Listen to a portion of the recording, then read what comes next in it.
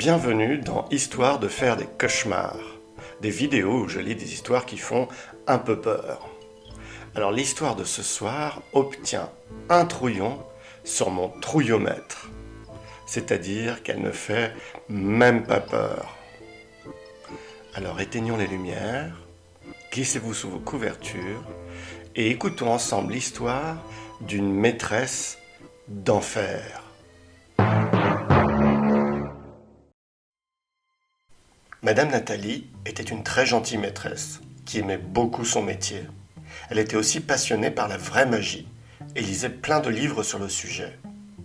Elle aurait voulu être une vraie sorcière et soupirait souvent, se disant que ça aurait été rigolo de pouvoir jeter des sorts pour de vrai.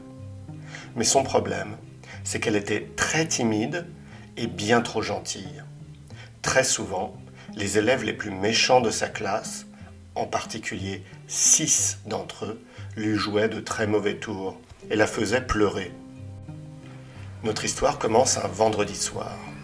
Madame Nathalie était restée un peu plus longtemps dans sa classe une fois ses élèves partis pour lire tranquillement un livre sur la magie blanche et boire une tasse de thé. Les 6 méchants garnements s'étaient cachés dans le couloir et s'étaient mis en tête de l'enfermer et de verrouiller la porte sur elle, la condamnant à passer le week-end toute seule dans l'école. Lorsque Madame Nathalie entendit la clé tourner dans la serrure, elle fut très surprise et alla essayer d'ouvrir la porte. « Malheur! Je suis enfermée et tout le monde est parti !» Elle appela à l'aide encore et encore et tenta même de sortir par la fenêtre. Mais sa salle de classe était au 3e étage et elle risquait de se casser le cou en tombant. Elle s'assit dans un coin de sa classe et se mit à pleurer. « Je suis tellement gentille avec eux et pourtant, ils me font tout le temps des misères. » Elle sentit son cœur se serrer et son âme s'obscurcir comme jamais. Pour la première fois de sa vie, elle était vraiment en colère. « Cette fois-ci, ça suffit, je me vengerai. Je le jure sur mon âme, je me vengerai de ces méchants enfants et de toutes les bêtises et méchancetés qu'ils me font subir tout le temps. » C'est alors qu'elle se rendit compte qu'un livre tout en or était apparu sur une des tables, au milieu de la classe. Elle s'en approcha et l'ouvrit. C'était un livre de formules magiques, incompréhensibles. Elle tourna les pages jusqu'à trouver la seule phrase qu'elle pouvait lire et comprendre. « Si tu veux te venger des enfants qui t'ont enfermé dans une salle de classe pour le week-end, lis la phrase suivante. Adara, Adata, Adada. Viens le mal, pouf, tralala, lut-elle à haute voix. Elle fit un pas en arrière lorsqu'un gros nuage de fumée éclata juste devant elle.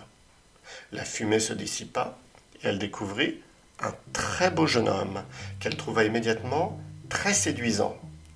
Mais qui êtes-vous? Que faites-vous là?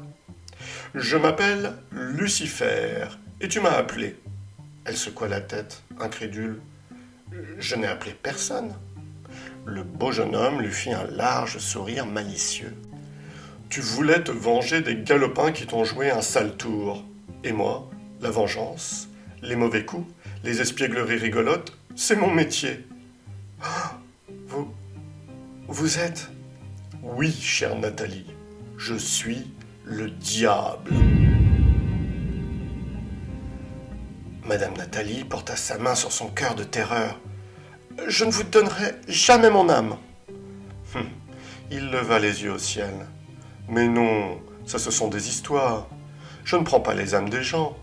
Je fais des bêtises pour le plaisir de faire des bêtises. » Il lui tendit la main. « Alors, tape là, jolie Nathalie, et je t'aiderai à te venger. Et aussi à sortir de cette école. Tu ne vas pas passer le week-end enfermé ici. Je pourrais t'inviter au restaurant, tu aimes manger des escargots ?» Il lui fit un clin d'œil sournois, et Madame Nathalie se mit à rougir. Puis, d'abord de manière hésitante, et ensuite fermement, serra la main de Lucifer et accepta son offre. Lorsque les méchants élèves de Madame Nathalie revinrent le lundi matin, ils furent d'abord surpris de trouver la porte de la classe grande ouverte. Ils s'attendaient à la trouver sanglotante, assoiffée et misérable. Ils entendirent ses longs talons claquer dans le couloir et se précipitèrent à l'intérieur de la classe pour s'asseoir à leur place. Peut-être aura-t-elle été libérée samedi ou dimanche. En tout cas, il s'attendait à la voir dévastée. Elle entra dans la classe, toute souriante et heureuse. Elle avait tellement changé que les élèves eurent d'abord du mal à la reconnaître. Elle portait du rouge à lèvres très rouge et du maquillage très voyant.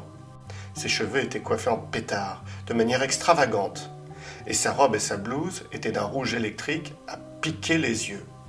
« Bonjour les enfants, que je suis contente de vous retrouver. » Son sourire se fit un peu plus sournois, surtout lorsqu'elle fixa du regard les 6 élèves qui l'avaient enfermée.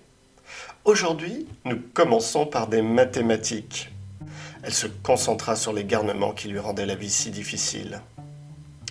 Amélie accueillit 7 coquelicots, 19 marguerites et 8 églantines, pour les offrir à son amoureux, dit-elle au premier d'entre eux. « Combien y a-t-il de fleurs dans son bouquet ?» Il haussa les épaules. Je sais pas, 40, vas-y, on s'en fout de ton bouquet. » Mais alors qu'il donnait la mauvaise réponse, il se mit à tousser, grogner, râler, puis cracha un crapaud qui se mit à sauter joyeusement dans la salle de classe à la surprise de tous. Le sourire de Madame Nathalie devint d'autant plus malin. « Essaie à nouveau. » Le méchant garçon se frottait la gorge, parce que cracher des crapauds, c'est très désagréable. 41 répondit-il plus craintivement, et régurgita un nouveau crapaud qui rejoint l'autre. Et à chaque fois qu'il donnait la mauvaise réponse, il crachait un nouveau crapaud, et avait de plus en plus mal à la gorge. Les autres enfants, qui d'abord avaient été surpris, se moquaient maintenant de lui. « 34 ! Il y a 34 fleurs, dit-il finalement. » Et il fut tout surpris de ne pas cracher un autre crapaud. Madame Nathalie lui fit un gentil sourire.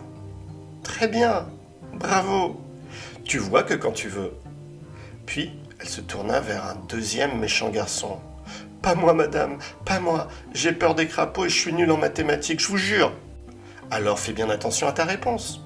Dans une ferme, il y a le même nombre de porcs, de canards et de poules.